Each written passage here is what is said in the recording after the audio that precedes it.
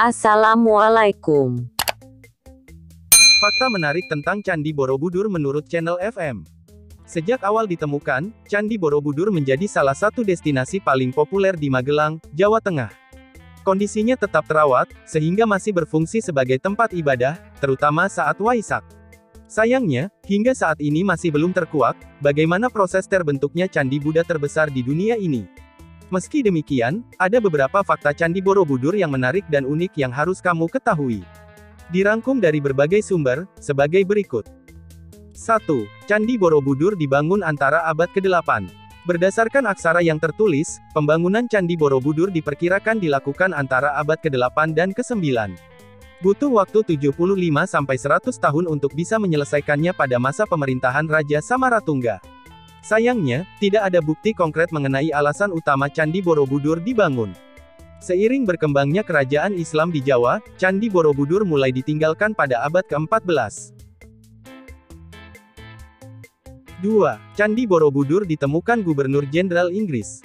Gubernur Jenderal Inggris di Jawa, Sir Thomas Stamford Raffles, menemukan Candi Borobudur pada 1814. Cerita ini dia tuliskan pada sebuah buku berjudul The History of Java atau Sejarah Pulau Jawa. Atas perintahnya, H.C. Cornelius ditugaskan untuk membersihkan area Candi Borobudur untuk dipelajari. Perlahan tapi pasti, akhirnya banyak pihak yang ingin menyelamatkan situs Candi Borobudur. 3. Candi Borobudur sempat mau dibongkar untuk disimpan dalam museum. Di balik kemegahan Candi Borobudur, banyak pemburu artefak tertarik mengoleksinya. Kepala arca menjadi bagian yang paling diminati. Maka dari itu, banyak patung Buddha yang ditemukan tanpa kepala. Parahnya lagi, pemerintah Hindia Belanda juga memberikannya secara sukarela pada tahun 1896. 5 arca Buddha beserta 30 batu dengan 30 batu relief, 2 patung singa, arca penjaga, batu bentuk tangga, dan sebagainya diberikan kepada Raja Thailand, Chulalongkorn. Koleksi tersebut bisa kamu lihat di Museum Nasional Bangkok. Maraknya pencurian pada masa itu membuat Kepala Inspektur Artefak Budaya menyarankan Borobudur dibongkar seluruhnya pada 1882. Reliefnya dipindahkan ke museum, supaya tidak ada lagi kasus serupa. Bisa dibayangkan kalau keputusan itu terjadi. Untungnya, seorang arkeolog yang ditunjuk pemerintah, Groeneveld, mengatakan keputusan tersebut terlalu berlebihan. 4. Relief di Candi Borobudur bercerita kisah kehidupan Buddha. Total ada sekitar 2.672 pahatan relief yang tersebar di candi berukuran 123 x 123 meter. Sebanyak 1.460 di antaranya bercerita tentang kisah Buddha, sisanya sekadar relief dekoratif. Salah satu kisahnya mengenai kelahiran Buddha yang diceritakan pada relief Jataka dan Awadana. Selain itu, terdapat 504 arca Buddha yang terletak dalam 432 relung dan 72 stupa berlubang. Ada pula 100 talang berbentuk patung ikan berkepala gajah sebagai saluran air. 5. Candi Borobudur dipugar 2 kali. Awal kembalinya Candi Borobudur dimulai pada 1885. Kala itu, Ketua Masyarakat Arkeologi di Yogyakarta, Aizerman, menemukan kaki tersembunyi. Penemuan tersebut sontak membuat pemerintah Hindia Belanda menjaga kelestarian candi. Ada 3 orang ahli yang ditunjuk untuk meneliti Candi Borobudur. Sejarawan seni Brandes, insinyur sekaligus anggota tentara Belanda, Theodor van Erp, dan Van de Kamer.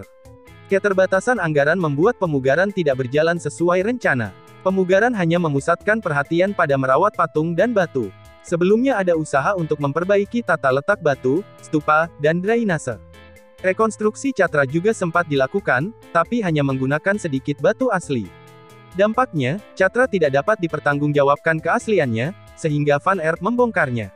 Bagian tidak sempurna tersebut disimpan di Museum Karmawibangga Borobudur. Demi menyelamatkan Candi Borobudur, akhirnya pemerintah Indonesia mengajukan pemugaran kepada masyarakat internasional. Rencana tersebut membuahkan hasil, sehingga UNESCO tergerak untuk membantu memulihkan Borobudur. Pada 1973, pemugaran Candi Borobudur diresmikan Presiden RI kedua, Soeharto. Pemugaran yang menghabiskan dana $6,9 juta tersebut selesai pada 1984. Alhasil, UNESCO mendaftarkan Candi Borobudur sebagai salah satu situs warisan dunia pada 1991.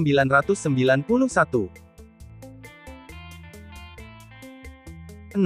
Kerusakan akibat alam terparah akibat letusan Gunung Merapi.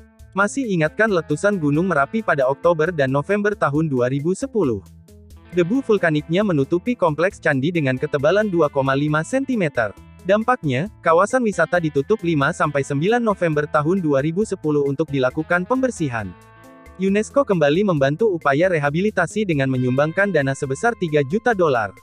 Proses rehabilitasi memakan waktu sekitar 6 bulan. Mereka melakukan penghijauan ulang, memperbaiki sistem tata air, serta menghidupkan kembali kehidupan sosial dan ekonomi. 7.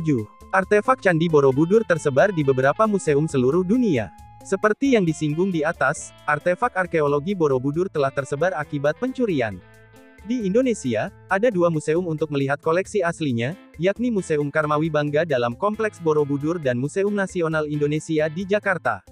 Museum internasional yang menyimpan koleksi Borobudur berada di Tropenmuseum, Amsterdam, British Museum, London, dan Museum Nasional Bangkok, Thailand.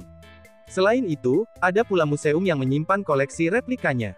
Di antaranya Museum Louvre di Paris, Museum Negara Malaysia di Kuala Lumpur, dan Museum Agama Dunia di Taipei.